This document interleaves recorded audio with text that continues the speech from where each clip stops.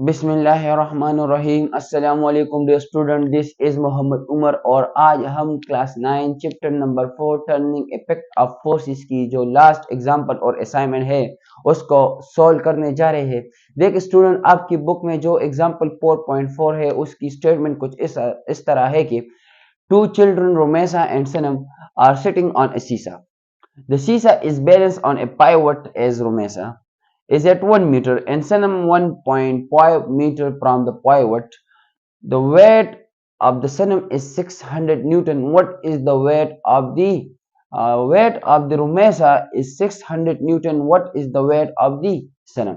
हमारे पास दो बच्चियां हैं और दोनों बच्चियां जो है वो खेल रहे हैं विद द हेल्प ऑफ सीसा पे। तो ये रोमेसा की जो वेट है ये हमको गिवन है कि ये है हमारे पास 600 न्यूटन और ये पाइवट पॉइंट है। पाइवट पॉइंट उस पॉइंट को कहा जाता है जिसपे सीसा या ये बॉडी जो है बैलेंस हो, mean sum of all torques या sum of all force acting on a body at this point will be zero. तो लेट्स सपोज हमारे पास जो पाइवट पॉइंट है वो ये है। तो ये पाइवट पॉइंट से जो है कितने की दूरी पर है रोमेसा? 1 मीटर की दूरी पर है, 1 मीटर। तो रोमेसा जो है ये हमारे पास है रोमेसा, इसकी वेट 600 न्यूटन है और ये पाइवट पॉइंट से 1 मीटर की दूरी पर है। सेम इज द केस इसकी अपोजिट डायरेक्शन में सनम बैठी है।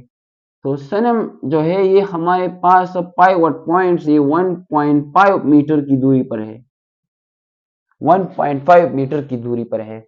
हमने इसकी वेट को फाइंड आउट करना है कि इसकी वेट कितनी होगी। तो according to principle of movement, anti clockwise torque will be equal to clockwise torque. इसी फार्मूला के बेस पे हम इस प्रॉब्लम को सॉल्व करेंगे। तो देखिए मूवमेंट आर्म हमको गिवन है सनम की, वो है 1.5 metre, 1.5 metre. Movement of Romesa हमको गिवन है 1 मीटर, ये है 1 metre. Weight of the Sanam जो है हमने फाइंड आउट करनी है और वेट ऑफ द रोमेसा जो है वो हमको गिवन है 600 न्यूटन। तो देखिए no Romesa is proceeding anti clockwise torque, ये लाइक दिस वन, ये anti clockwise torque while Sanam is proceeding clockwise torque. तो ये हुआ हमारे पास क्लॉकवाइज टार्क। तो so according to principle of movement, anti clockwise torque will be equal to clockwise torque. ये topic हमने की है कि ये कैसे मतलब इक्वल होता है। तो अब देखिए टार्क जो है ये हमारे पास बराबर होता है R क्रॉस F। तो मैंने लिखा R cross F।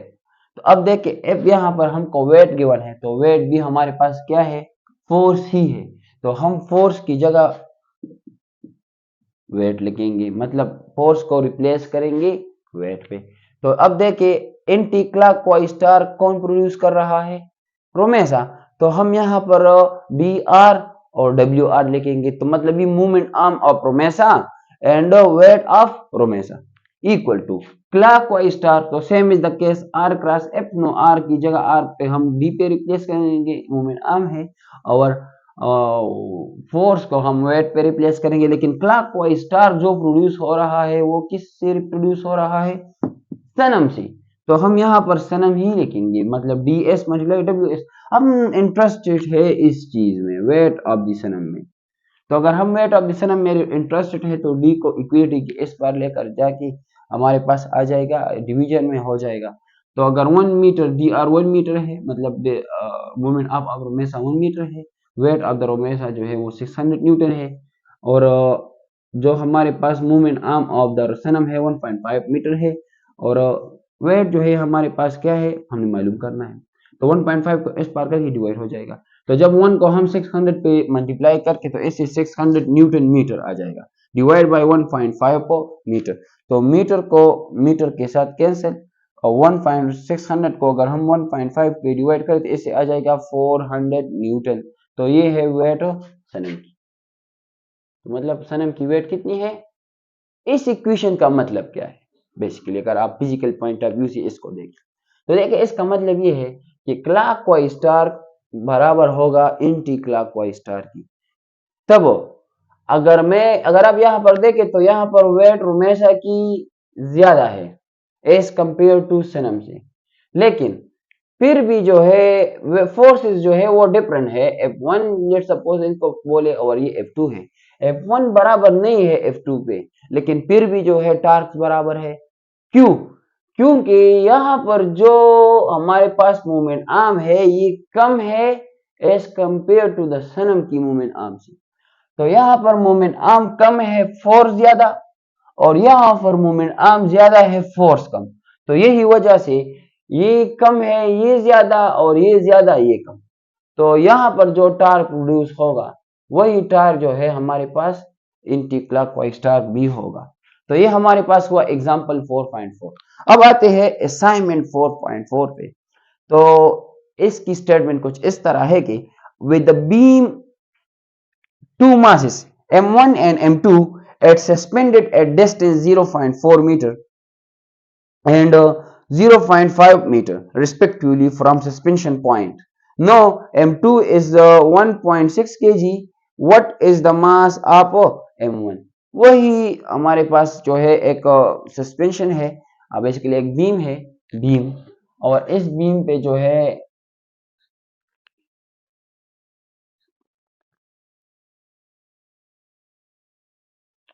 To masses जो है वो सस्पेंडेड है।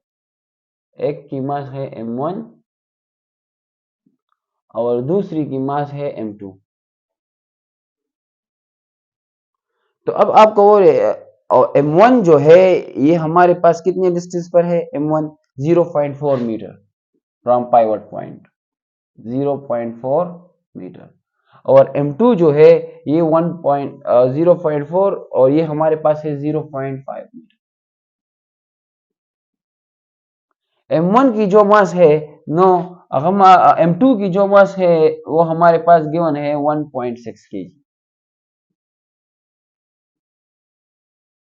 हमने m1 की मास को फाइंड आउट करना है।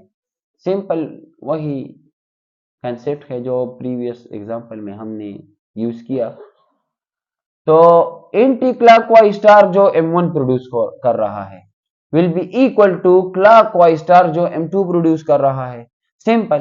तो अब देखिए हमने क्या किया, यहाँ पर आप देखिए, यहाँ पर हमने वेट को मालूम नहीं कर रहा, यहाँ पर हमने मास को फाइंड आउट करना है, मास को। तो हमारे पास हमको पता है कि वेट जो है ये हमारे पास गिवन होता है mg। तो हम फोर्स को रिप्लेस करेंगे mg पे। तो g जो है फिर आगे फर्दर इनको प्रोसीड करेंगे। कैसे प्रोसीड करते हैं देखते हैं। Clockwise star according to principle of movement will be equal to anti-clockwise star, या anti-clockwise star will be equal to clockwise star, same चीज है। तो clockwise star d1 multiply by w1 जो कि m1 प्रोड्यूस कर रहा है, एंटी क्लॉकवाइज स्टार जो d1 multiply by w1 equal to clockwise star m2 produce कर रहा है तो w2 मल्टीप्लाई बाय d2। तो अब देखिए वेट हमारे पास गिवन है mg, तो ये w1 इसके मतलब W1 जो है ये बराबर हो जाएगा M1G के और W2 बराबर हो जाएगा M2G के।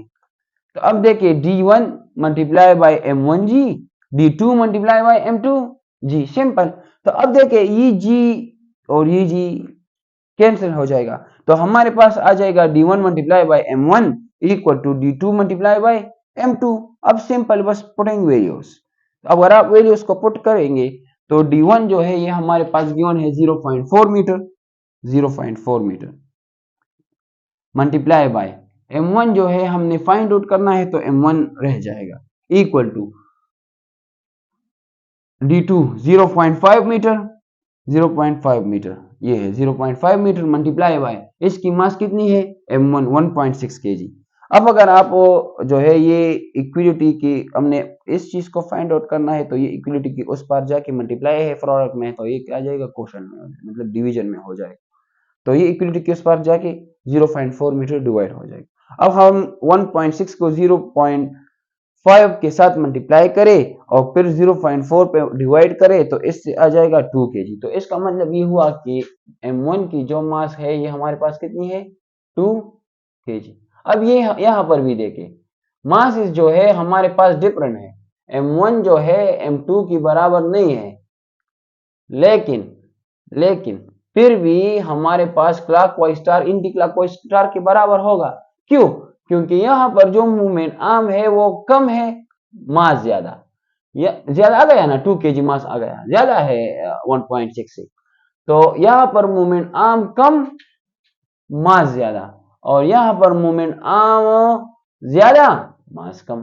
तो मतलब ये कि मूवमेंट आर्म कम, मास ज्यादा, मोमेंट आर्म ज्यादा, मास कम, मोमेंट आर्म कम, मास ज्यादा। तो हमारे पास एंटी क्लॉकवाइज स्टार को टार्क की जो क्लॉकवाइज स्टार है उसके बराबर हुआ। तो ये था हमारा असाइनमेंट 4.4। इससे जो है आपकी जो बुक की एग्जाम पर जो असाइनमेंट है वो खत्म हो चुकी है। फिर भी अगर आपको कोई मसले हो या कोई ऑब्जेक्शंस हो आपके, तो आप जो है पीछे जो हमारे पास नीचे कमेंट बॉक्स होती है उसमें आप पूछ सकते हैं। Thank you.